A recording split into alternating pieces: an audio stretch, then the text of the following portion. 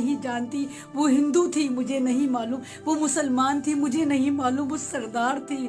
बस मैं जानती हूँ मेरे भारत की बेटी थी, मेरे भारत की बेटी थी जो एक हैवानियत है, जिनकी वजह से भारत की बेटियां लुटती हैं, क्योंकि इनके दिमागों में गोबर भर दिया गया। इनकी बॉडी में खून नहीं दौड़ता, पेशाब दौड़ता है, गाय मूत्र दौड़ता है। और इनकी अकल का नाम रेपिस्ट प्रदेश होना चाहिए, क्योंकि यहाँ पर आए दिन घटनाएं होती हैं और उसके साथ बर्बरता भी होती है। चिन्मयानंद कहाँ का था?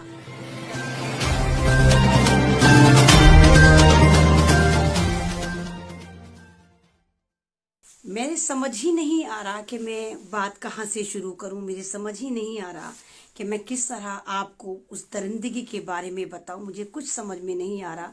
मैं आधा घंटे पहले ही अपने घर में वापस आई हूं, मीटिंग्स करके, इधर जाकर उधर धरने में जाकर, इधर सपोर्ट कर और मेरे लिए एक और बैड न्यूज़ तैयार थी। मेरे लिए एक और ऐसा इंसिडेंट तैयार था कि जो मेरे नहीं आपके भी रोंगटे खड़े कर दे। शायद आपको पता भी हो, यूपी में एक जगह है बदायूं।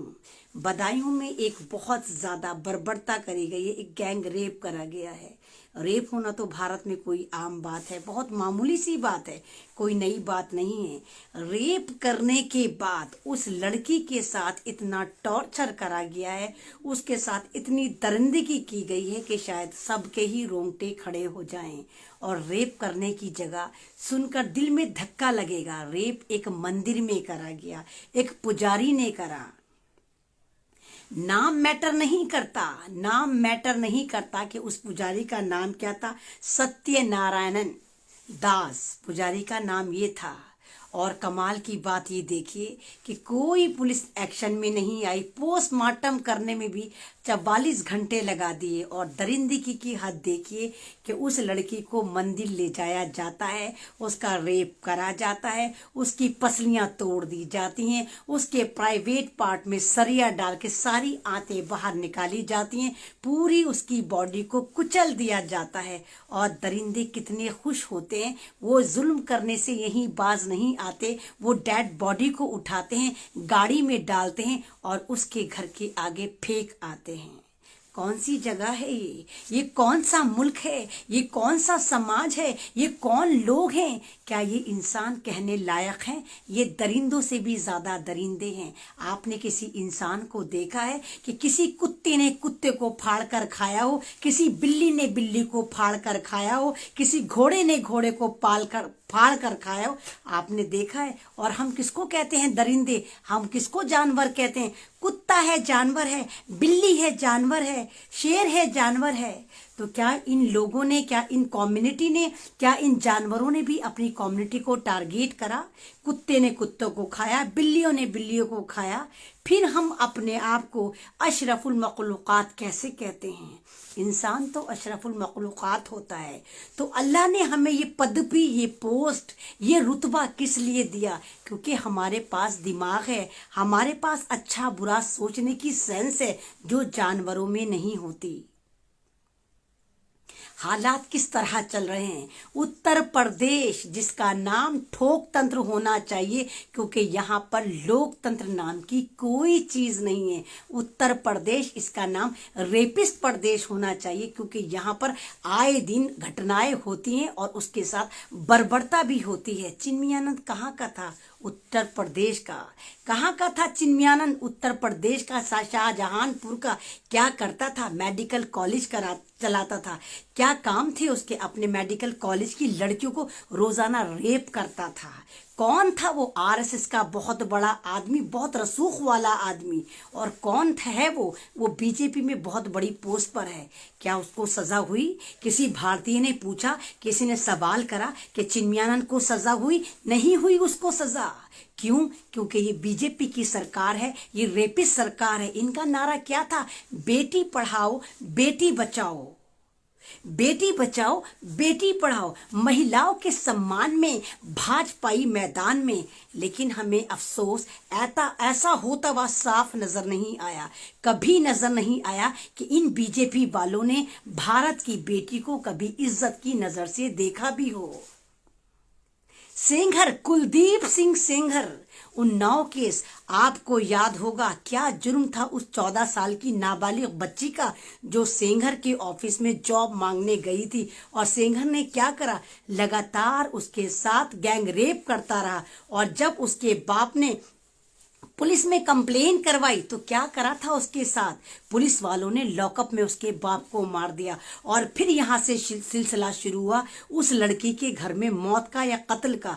उसको मरवा दिया, उसके बाप को मरवा दिया, उसकी माँ को मरवा दिया, उसके वकील को मरवा दिया, पूरे खानदान को बर्बाद कर दिया। और कहाँ है सेंगर, क्लीन चिट लेके यूपी में आज भी गुलछर्रे उड़ा रहा है और पता नहीं कितनी लड़कियों को लूट रहा है। तो जब इस तरह का मामला होगा, जब सत्ता में ही बलात्कारी बैठे होंगे, तो ना तेरी बेटी सेफ होगी, ना मेरी बेटी सेफ होगी, ना भारत की बेटी सेफ होगी, ना महिला सेफ होगी। यहाँ कोई सेफ नहीं होगा। पूछती हूँ मैं, कहाँ सेफ है भारत में महिला? कोख में हमें मार दिया जाता है, समाज में हमारे साथ इस तरह का रवैया रखा जाता है, ट्रेन में हम सेफ नहीं, अपने घरों में हम सेफ नहीं, रेल में हम सेफ नहीं, स्कूल में हम सेफ नहीं। कहाँ सेफ है भारत की बेटी? पूछती हूँ मैं आप लोगों से, कहाँ सेफ हैं हम लोग?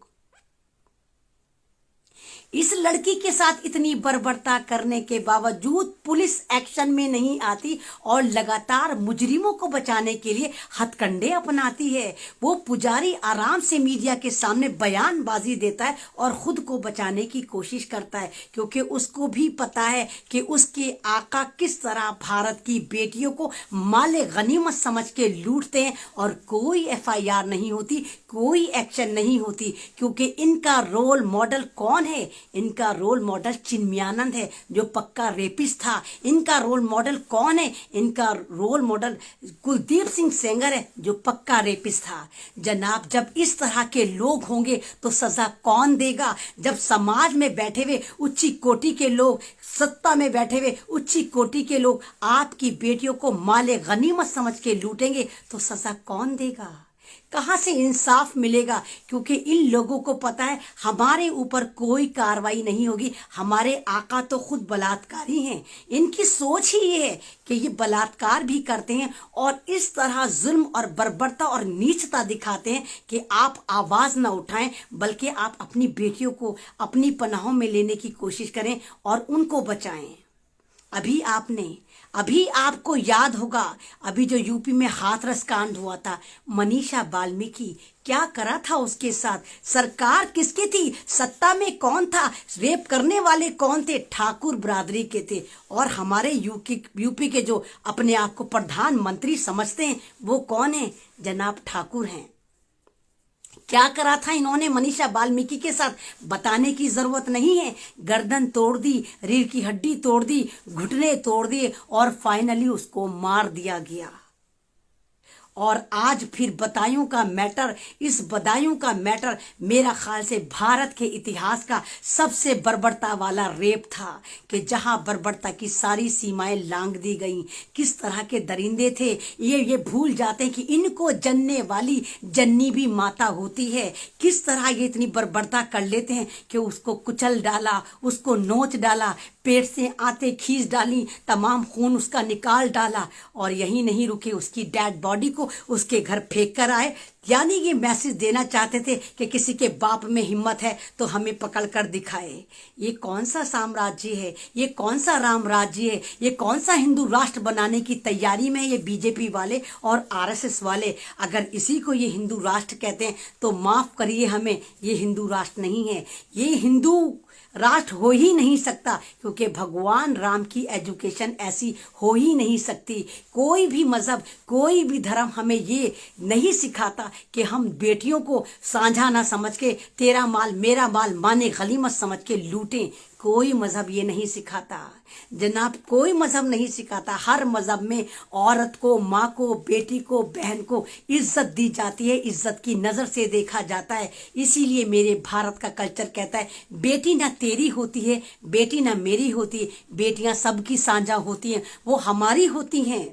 तो अंधभक्तों देखो, भारत किस दिशा में जा रहा है। देखो, तुम्हें बेवकूफ बना के, तुम्हारे दिमागों में गोबर भर के, तुम्हें पेशाब के इंजेक्शन लगा लगा के, देखो तुम्हें इस सरकार ने कहां पर ला खड़ा करा कि तुम्हारी ही बेटियों को घरों से घसीट कर ले जाते हैं और उनके साथ दरिंदगी करते हैं, और तुम होश में आने को तैयार नहीं हो, तुम सुधरने को तैयार नहीं हो कि भारत की बेटियों के साथ क्या हो रहा है। इसमें बीजेपी जिम्मेदार नहीं है, इसमें तुम लोग जिम्मेदार हो। गोबर भक्तों, तुम्हारी अंधी भक्ति जिम्मेदार है कि आज भारत की बेटी माले गनीमत बना दी गई। आज भारत की बेटी के साथ इतना जुल्म हो रहा है, एक के बाद एक, एक के बाद एक, कोई ऐसी घटना निकलकर सामने आ जाती है कि हमें इतना जबरदस्त टेंशन में आना पड़ता है। आ गया एक कमीना, आ गया है, कोई गुप्ता नाम है, आ गया एक गोबर भक्त, क्योंकि ये अपनी माँ की कोख से पैदा नहीं हुआ। ये मुझसे कह रहा कि मैं पाकिस्तान जाऊं, तो तेरी माँ जहाज में लेकर आई थी भारत, तेरा बाप गुफा लेकर आया होगा, तेरा बाप आरएसएस का हेडक्वार्टर जहाज में गुफाएं लेकर आया होगा, लेकिन भारत हमारा है, तेरा नहीं है। ये भारत तेरी अम्मा को जहाज में नहीं मिला था, तेरे अब्बा को जहाज में सलामी में नहीं मिला था। तो ये वो गद्दार हैं जिनकी वजह से भारत की बेटियां लुटती हैं, क्योंकि इनके दिमागों में गोबर भर दिया गया, इनकी बॉडी में खून नहीं दौड़ता, पेशाब दौड़ता है, गाय मूत्र दौड़ता है, और इनकी अकल काम नहीं करती। क्योंकि जिसकी बहनें होती हैं उसके अंदर ज़मीर होता है, जिसकी माँ होती है उसके अंदर ज़मीर होता है, जिसकी अपने घर में औरतें होती है तो वो औरत की इज्जत करता है। ये सारे गोबर भक्त, ये गुफाओं की औलाद क्या जाने कि औरत क्या होती है। एक तरफ कहते हैं भारत माता की जय, और दूसरी तरफ इसी भारत की बेटियों को, भारत की माँ को, भारत की बच्चियों को माले गनीमत समझ के लूट लेते हैं। तुम सब गुफाओं की औलाद हो, तुमने भारत को बर्बाद कर दिया, तुमने बेटियों को बर्बाद कर दिया, तुमने माओ को बर्बाद कर दिया, तुमने भारत की एकता को सेंध लगा दी। कब तक होगा, पूछती हूँ मैं आपसे, कब तक हमारी बेटियों के साथ, हमारी बहनों के साथ, हमारे कल्चर के साथ ये लोग इसी तरह खिलवाड़ करते रहेंगे और दुनिया में हमारी खिल्ली उड़ाते रहेंगे कि देखो भारत में, भारत की बेटियां सेफ नहीं है। तो कौन यहाँ पर आएगा, विजिट करेगा? कौन टूरिस्ट लड़की हिंदुस्तान में आएगी? लुटने के लिए आएगी कि जो भारत अपने घर के, अपने कल्चर की बेटियों को नहीं छोड़ता वो हमें छोड़ेगा? ये हाल बना दिया है भारत का। दरिंदगी की सारी हदें पार कर दी हैं कि बेटियों को ना बेटी समझा जा रहा है, ना इंसान समझा जा रहा है। अरे तुमने रेप करा था, छोड़ते थे उसको, वो तो लाश वैसे भी बन गई थी, क्यों तुमने उसको कुचला? क्यों तुमने इतनी दरिंदगी करी? किस तरह तुमने उस जिंदा लड़की की पसलियां तोड़ दी? किस तरह तुमने सरिया डाल के उसकी आंतें बाहर खींच ली? किस तरह तुम्हारा जमीर गवारा करा कि तुमने उसको, लाश को, कीमा कचूमर बनी लाश को उठाया, कार में ढोया और उसके घर के आगे डालकर आ गए? किस तरह? सारी गलती हमारी पुलिस की है, सारी गलती हमारे इन अनभक्तों की है, सारी गलती उन समाज के कीड़ों की है जो नारंगी खटमल हैं, जो सारे के सारे नागपुर की औलादे हैं। शर्म तुमको मगर नहीं आती? बेटियां सांझी होती हैं, ये भारत की इज्जत है, भारत का गुरूर है, भारत की पहचान है, आन बान शान भारत की। हम बेटियों से हैं, हम माओ से हैं, हम बहनों से हैं। तो कितना जुल्म करोगे, कितना लूटोगे, कितना और बर्बाद करोगे तुम इन बेटियों को? कब तक, कब तक? पूछती हूँ मैं और आप लोगों से कहती हूँ, खुदारा यूनाइटेड हो जाइए, बचाइए अपनी बेटियों को, इनको सड़क पर सजा दीजिए। अगर ऐसा कोई रेप कांड होता है और दरिंदे आपके हत्थे चढ़ जाते हैं, उनको दौड़ा दौड़ा कर मारिए, उनको बताइए कि उन्होंने क्या हरकत करी है। क्योंकि हमारा संविधान इन्होंने कमज़ोर कर दिया है। मजिस्ट्रेट खरीद लेते हैं, अदालतें खरीद लेते हैं ताकि इंसाफ ना मिले। पुलिस वाले, वर्दी वाले गुंडे बन गए हैं जो इनकी चाटुकारिता करते हैं और इनको प्रोटेक्ट करते हैं। ये उल्टा मुजरिम के पीछे न पड़कर उसके पीछे पड़ जाते हैं जिस पर जुल्म हुआ होता है। तो ये कमी हमारी पुलिस की, एडमिनिस्ट्रेशन की और इन नारंगी पिस्सुओं की है, जिसकी वजह से हमारे भारत की बेटियां आज सेफ नहीं है। मुझसे बोला भी नहीं जा रहा, इतनी दरिंदगी हुई है, मुझसे बोला भी नहीं जा रहा। उस लड़की ने कैसा जुल्म सहा होगा, सोच कर देखिए। बेटी वाले सब है, मेरी भी बेटी है, मुझे भी दर्द है। मैं भी सोचती हूँ कि खुदा ना करे, खुदा ना करे, अगर इस जगह मेरी बेटी होती तो क्या मैं माफ कर पाती अपने आप को? क्या मैं माफ कर पाती समाज को? क्या मैं माफ कर पाती सरकार को? क्या मैं माफ कर पाऊंगी इस पुलिस को कि जिसने कभी इंसाफ नहीं दिया बेटियों को, कभी बेटियों का साथ नहीं दिया। ये किस तरह का समाज है, ये किस तरह का भारत है। हम किस किस तरफ जाकर आवाज उठाएं, हर तरफ जुल्म, हर तरफ ज्यादती। तो बस मैं यही कहूंगी, मुझसे बोला नहीं जा रहा, प्लीज आप तमाम लोग इस लड़की के लिए, इस बदायूं की बेटी के लिए, मैं नहीं जानती वो हिंदू थी मुझे नहीं मालूम, वो मुसलमान थी मुझे नहीं मालूम, वो सरदार थी, बस मैं जानती हूँ मेरे भारत की बेटी थी, मेरे भारत की बेटी थी जो एक हैवानियत का शिकार हो गई। आप लोग मदद करें उसके इंसाफ के लिए, आगे आए। बस मैं यही कहूंगी कि ये खामोश मिजाजी हमें जीने नहीं देगी। इस दौर में जीना है तो कोहराम मचा दो। अपना चैनल, आपका चैनल, समाज का चैनल, देश का चैनल एनबी न्यूज 24/7 को आप लाइक करें, सब्सक्राइब करें और ज्यादा से ज्यादा इसकी वीडियो को शेयर करें ताकि हर खबर को मैं आप तक आसानी से